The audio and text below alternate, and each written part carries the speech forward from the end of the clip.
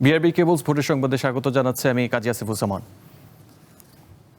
ত্রয়োদশ জাতীয় সংসদ নির্বাচনে বড় জয় পেয়েছে বাংলাদেশ জাতীয়তাবাদী দল বিএনপি। এখন পর্যন্ত প্রকাশিত কেন্দ্রভিত্তিক বেসরকারি ফলাফলে দলটি 200 আসনের মাইল ফলক অতিক্রম করেছে। বিএনপি নেতৃত্বাধীন জোট পেয়েছে 210টি আসন, বিপরীতে জামায়াত জোটের প্রাপ্ত আসনের সংখ্যা 76টি। এখনও কিছু আসনের ফলাফল ঘোষণা বাকি রয়েছে। ধারণা করা হচ্ছে দুপুরের মধ্যেই ফল ঘোষণা শেষ হতে পারে। ত্রয়োদশ জাতীয় সংসদ নির্বাচনে 299টি আসনে ভোট হয়েছে। একজন প্রার্থীর মৃত্যুর কারণে শেরপুর 3 আসনে নির্বাচন হয়নি। 12 ফেব্রুয়ারি 2-1টা বিচ্ছিন্ন ঘটনা ছাড়া অনেকটা অবাধ সুষ্ঠুভাবে সম্পন্ন হয়েছে জাতীয় সংসদ নির্বাচন ও গণভোট।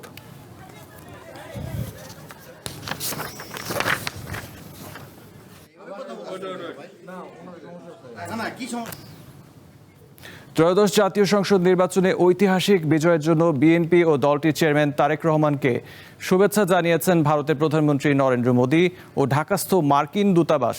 শুক্রবার সকালে বিএনপি চেয়ারম্যান তারেক রহমানকে অভিনন্দন জানিয়ে সামাজিক যোগাযোগ মাধ্যম এক্সে পোস্ট করেন ভারতের প্রধানমন্ত্রী। তিনি বাংলাদেশের সংসদ নির্বাচনে বিএনপির বড় জয়ে নেতৃত্ব দেওয়ার জন্য তারেক রহমানকে উষ্ণ অভিনন্দন জানান। এই জয়ে তারেক রহমানের নেতৃত্বের প্রতি বাংলাদেশের মানুষের ভরসা প্রকাশ পেয়েছে জানিয়ে গণতান্ত্রিক, প্রগতিশীল ও অন্তর্ভুক্তিমূলক বাংলাদেশের প্রতি ভারতের সমর্থন অব্যাহত থাকবে বলেও জানান মোদী। এছাড়া ভারত বাংলাদেশের সম্পর্ককে আরও শক্তিশালী করতে তারেক রহমানের সঙ্গে কাজ করার জন্য মোদী আগ্রহ জানান।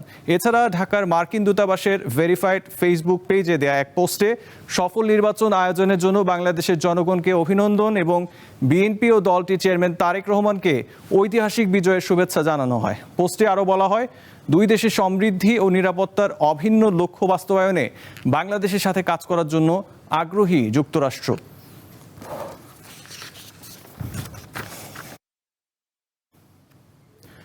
বাংলাদেশে অনুষ্ঠিত ত্রয়োদশ জাতীয় সংসদ নির্বাচনের ভোট গণনা ও ফলাফল বিশ্বজুড়ে গণমাধ্যমে গুরুত্বের সঙ্গে প্রচার হচ্ছে। BBC, CNN, AFP, Reuters, Al Jazeera ও এনডিটিভি সহ আন্তর্জাতিক গণমাধ্যমগুলোতে ভোট গণনার চিত্র ও বিশ্লেষণ উঠে এসেছে।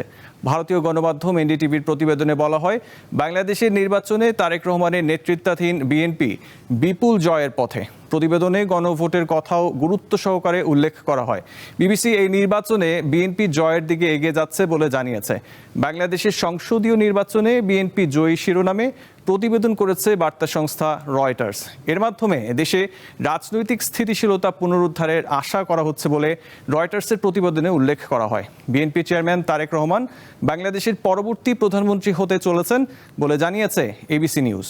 কাতার ভিত্তিক সম্প্রচার মাধ্যম আল জাজিরা বলছে, বৃহস্পতিবারের ঐতিহাসিক নির্বাচনে সংখ্যাগরিষ্ঠতা পেয়েছে বিএনপি এবং পরবর্তী সরকার গঠন করবে তারা।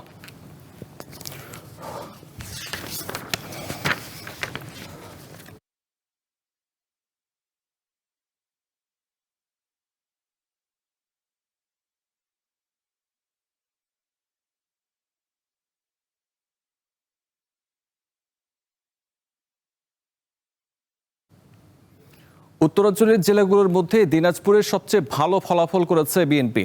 বিস্তারিত জানাতে দিনাজপুর থেকে যুক্ত আছেন সহকর্মী সুলতান মাহমুদ। সেখানের বর্তমান অবস্থা কি দেখতে পাচ্ছেন? সেখানে জনগণের মাঝে উচ্ছ্বাস উদ্দীপনা কেমন দেখতে পাচ্ছেন আমাদের জানাবেন।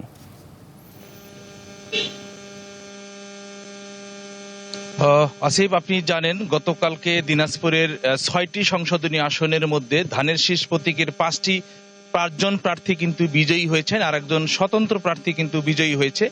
আমরা দেখেছি গতকালকে যে উৎসব মুখর পরিবেশে সাধারণ মানুষ তাদের ভোটাধিকার প্রয়োগ করেছে। আমরা বেশ কিছু কেন্দ্রে ঘুরে দেখেছি যে আসলে মানুষের মধ্যে এত উচ্ছ্বাস উদ্দীপনা ছিল যে তারা দীর্ঘদিন পর ভোট দিতে পেরে আসলে অনেকে উচ্ছ্বাস প্রকাশ করেছেন।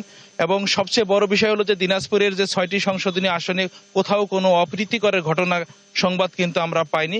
গতকালকে রাত 2টার দিকে দিনাজপুরের জেলা রিটার্নিং কর্মকর্তা রফিকুল ইসলাম তিনি কিন্তু প্রত্যেকটি আসনের বিজয়ী প্রার্থীদের কিন্তু বেসরকারিভাবে যে চূড়ান্ত ফলাফল সেটি কিন্তু ঘোষণা করেছেন।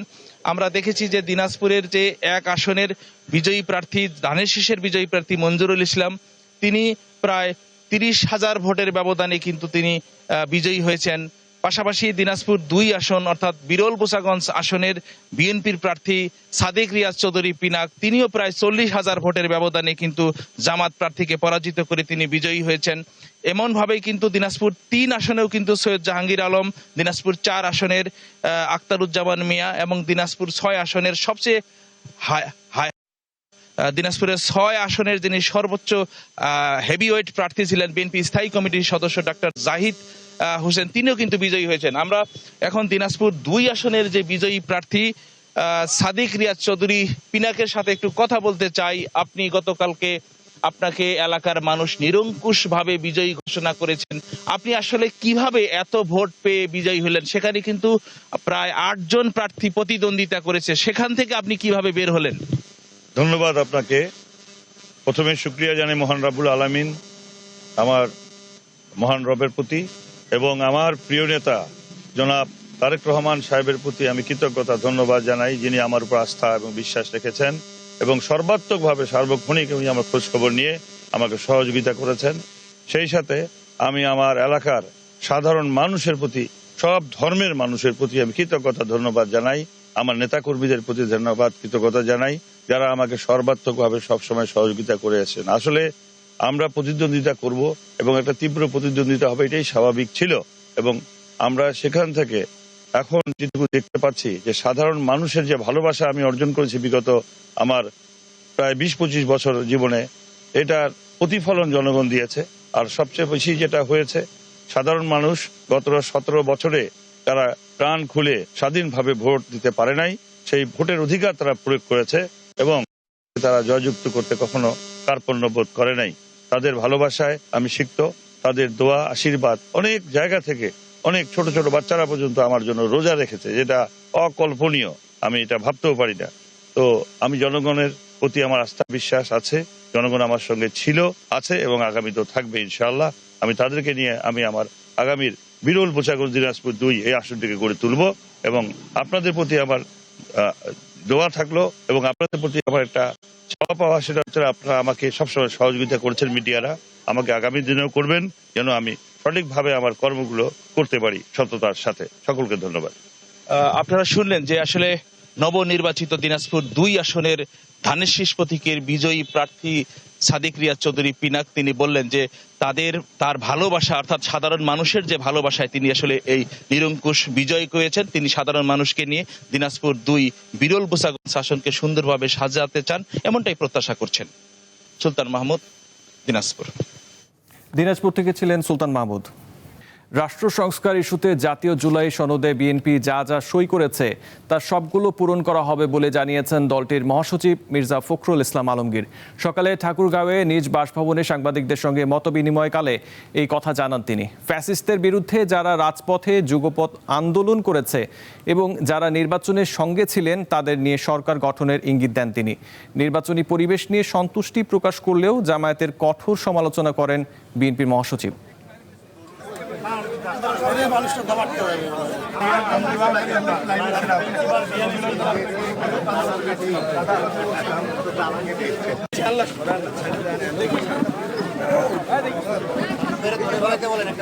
যখনই গণতন্ত্র চাপা থাকে, তাকে যখন বাংলাদেশে আটকে দেওয়া হয়, তার কণ্ঠরুদ্ধ করা হয়, তখন অন্য উগ্রবাদী শক্তিগুলো মাথা তেরা দিয়ে উঠতে থাকে এবং সেটাই এই দেশে ঘটেছে। যেখানে আজকে যেটুকু উত্থান হয়েছে জামাত ইসলামের, that is because of Awami League, তাদের যে দমন পীড়নমূলক যে শাসন এবং বিরোধী দলকে ফাংশন করতে না দেওয়া, তাদেরকে ইলেকশন করতে না দেওয়া, যার ফলে আজকে এটা হয়েছে। আমি অত্যন্ত কনফিডেন্ট যে বাংলাদেশের জনগণ ইতিমধ্যে তাদেরকে রিজেক্ট করেছে, বিএনপি 2/3 মেজরিটি পেয়েই গেছে। জনগণ তাদেরকে আবারও সুষ্ঠু, সৎ এবং কল্যাণমূলক রাজনীতির মধ্যে দিয়ে সমস্ত অপপ্রবণতাগুলোকে রুখে দিতে সক্ষম হবে। আমরা সবসময় আমাদের যে কমিটমেন্ট, সেই কমিটমেন্টে আমরা সবসময় অটল থাকি।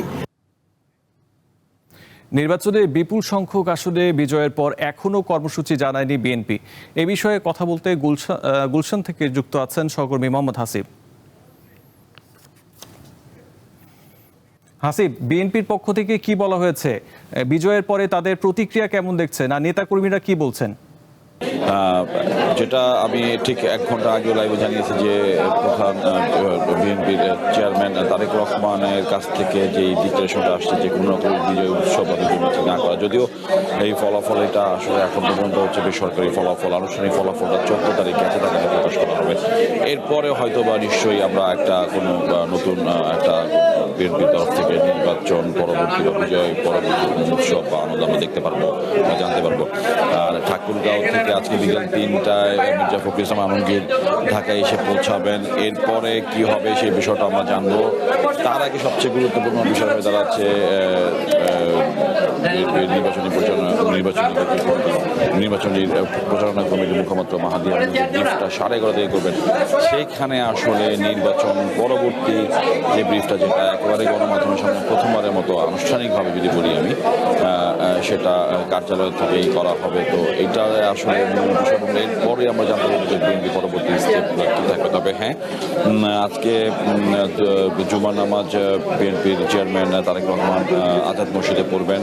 আমরা চেষ্টা করব সেখান থেকে তাকে যুক্ত করার জন্য বা তার সাথে যোগাযোগ করার জন্য, যে তিনি বা তার দলের থেকে বা তিনি আসলে কোনো রকম কিছু থাকেন বা কিনা সে বিষয়টা আসলে আমরা জানতে পারবো বা জানার চেষ্টা করব। আর সবচেয়ে ইম্পর্টেন্ট যে বিষয়টা দাঁড়াচ্ছে যে মির্জা ফখরুল ইসলাম আলমগীর আজকে বিকেলে যখন ঢাকায় এসে পৌঁছাবেন, তারপর তিনি চেয়ারম্যান তারেক রহমানের সাথে দেখা করবেন। এরপরে নিশ্চয়ই পরবর্তী পদক্ষেপ কি হতে পারে বিএনপির, সেটা আমরা জানতে পারবো।